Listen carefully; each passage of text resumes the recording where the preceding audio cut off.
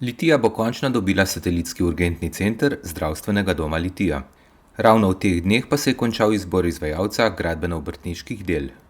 Tako da, če bo šlo vse v skladu s časovnico in brez posebnih komplikacij, računamo, da bi se nekje oktobra oziroma novembra pričela gradnja na začrtani lokaciji. Predvidoma bi satelitski urgentni center začel delovati v drugi polovici leta 2026.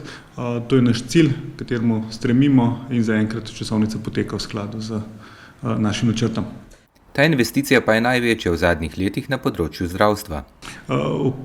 Ocena je postavljena nekje skupaj z medicinsko in nemedicinsko opremo ter gradnjo na približno 5 milijonov evrov z zaključenim davkom. Večji del sredstev bo prispevala država, nekaj pa tudi občini soustanoviteljici.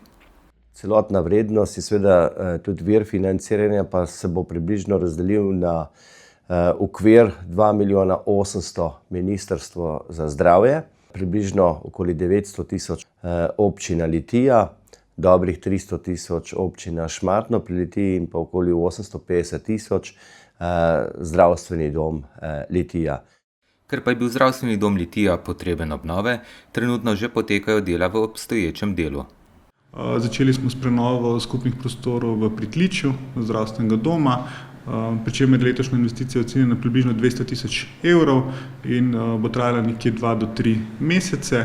V naslednjih 2 letih načrtujemo še nadaljnje prenove, tako da bo v bistvu zdravstveni dom, ko bo v bistvu odprt prizidek, hkrati zaživel v polni enotni podobi.